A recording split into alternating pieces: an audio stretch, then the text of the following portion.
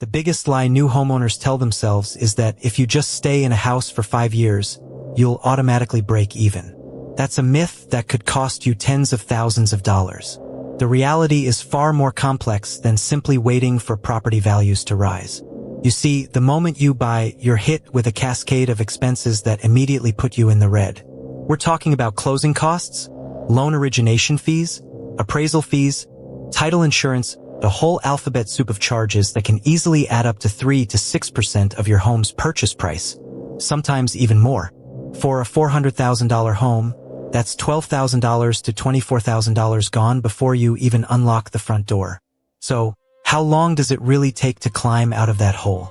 Let's break down those initial costs. Imagine you buy a $400,000 house with a 5% down payment, so a $20,000 down. Your closing costs, let's say a conservative 4% of the loan amount, would be $15,200 on a $380,000 loan. This money isn't building equity. It's a sunk cost. Then there's private mortgage insurance, or PMI, if your down payment is less than 20%, which can be another $150 to $300 a month. Even if you get an FHA or VA loan, there are upfront and ongoing fees. These immediate expenses are why simply breaking even isn't just about market appreciation. You have to earn back all those initial outlays first. And that's just the start. The hidden costs keep piling up year after year, which is where most people get tripped up. Beyond the down payment and closing costs, there are the ongoing, often overlooked expenses of homeownership.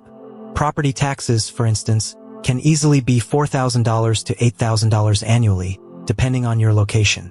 Homeowners insurance adds another $1,000 to $2,000 per year. Then there's maintenance and repairs. Experts recommend budgeting 1% to 3% of your home's value annually for these costs. For our $400,000 home, that's $4,000 to $12,000 every single year. These aren't optional. They're essential for preserving your home's value.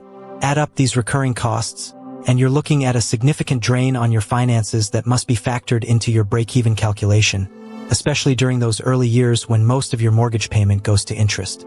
The biggest silent killer of early equity is mortgage interest. In the first few years of a 30-year fixed mortgage, the vast majority of your monthly payment goes directly to the bank as interest, not towards paying down your principal. For example, on a $380,000 loan at 7% interest, your first monthly payment might be around $2,528. Of that, roughly $2,217 is interest, and only $311 actually reduces your principal. After 5 years, you'd have paid over $151,000, but only about $21,000 of that would have gone to principal. This slow principal reduction means you're not building equity as quickly as you might think. So, if you sell too soon, you might find you haven't paid down enough of the loan to cover your initial costs and real estate fees when you sell. When it's time to sell, you face another gauntlet of costs. Real estate agent commissions. These typically range from 5% to 6% of the sale price. If you sell your $400,000 home for $450,000 after a few years, a 5.5% commission alone would be $24,750. Then there are seller closing costs, which can include title fees, transfer taxes, attorney fees, and potential repair credits to the buyer, often adding another 1 to 3% of the sale price. On top of that, you might have staging costs or minor repairs to make the home appealing. These selling expenses can easily wipe out a substantial portion of any appreciation you've gained, pushing your true break-even point further out. It's a double whammy. Costs to buy, then costs to sell. So, combining all these factors, here's the simplified break-even equation. Initial closing costs plus ongoing property taxes plus insurance plus maintenance plus mortgage interest paid plus selling costs must be less than home appreciation plus principal paid down. For our $400,000 home example, if you paid $15,200 in closing costs, $30,000 in taxes/insurance/maintenance over 5 years, $130,000 in mortgage payments with $20,000 principal reduction, and expect $24,750 in selling commissions, you've spent approximately $185,000.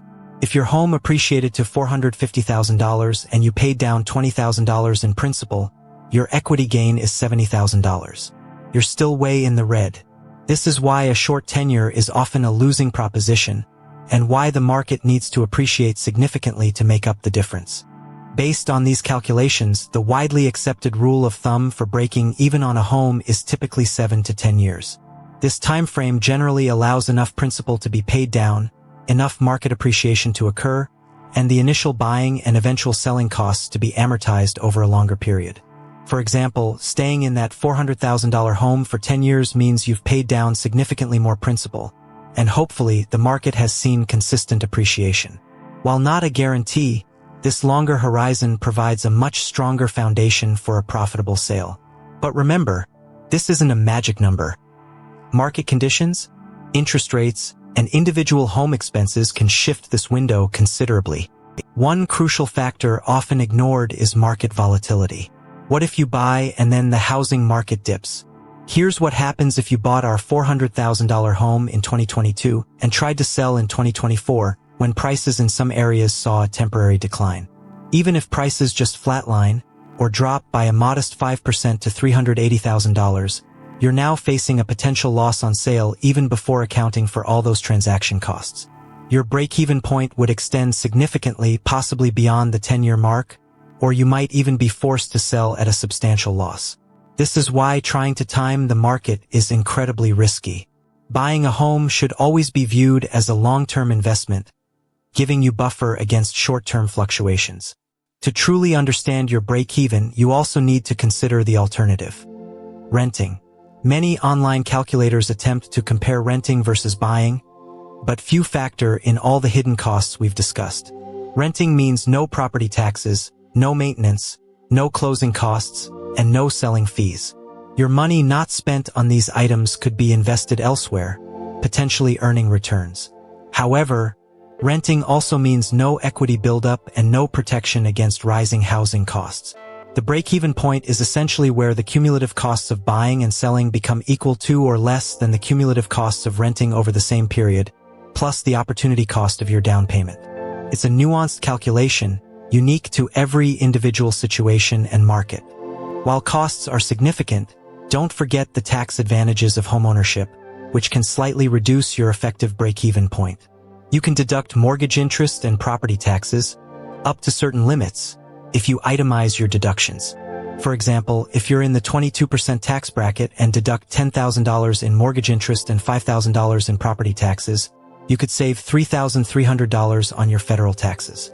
Furthermore, when you sell your primary residence, you can exclude up to $250,000 of capital gains, $500,000 for married couples, from your taxable income, provided you've lived there for at least 2 of the past 5 years. These benefits don't eliminate the costs, but they definitely soften the blow. So, how do you calculate your personal break-even point? First, list all your initial buying costs: down payment, closing costs, inspections. Second, estimate your annual ongoing costs: property taxes, insurance, maintenance, 1 to 3% of home value, and PMI if applicable. Third, project your mortgage interest and principal paid over time using an amortization schedule. Fourth, estimate future selling costs: 5 to 6% agent commission, 1 to 3% seller closing costs. Finally, project conservative annual home appreciation, historically 3 to 4% in many areas, but vary this based on local trends. Sum up all costs, subtract the equity you've built, and see how much appreciation you need to cover the difference. This methodical approach gives you a clearer picture than just hoping for the best. Want to shorten your break-even time? There are strategies. Making extra principal payments, even small ones, can drastically reduce the total interest paid and accelerate equity growth. Consider refinancing if interest rates drop significantly, but factor in new closing costs. Another strategy is to actively manage and improve your home, focusing on renovations that offer a high return on investment, like kitchen or bathroom remodels, rather than purely cosmetic changes. This helps ensure your home appreciates above the general market. Just remember, these efforts still cost money and time, which need to be accounted for. The goal is always to maximize your principal reduction and property value while minimizing unnecessary expenses. Ultimately, your home's true break-even point is far from a simple 5-year rule. It's a complex interplay of initial costs, ongoing expenses, mortgage interest, selling fees, and market appreciation. The longer you stay, the more likely you are to recoup your investment and truly build wealth. Remember, a home is more than just an investment. It's a place to live. If you're wondering how to decide if buying is right for you in today's market, make sure to watch our video on renting versus buying, the ultimate decision guide, next. And if you found this breakdown helpful, hit that subscribe button for more real estate insights that skip the hype and get to the numbers.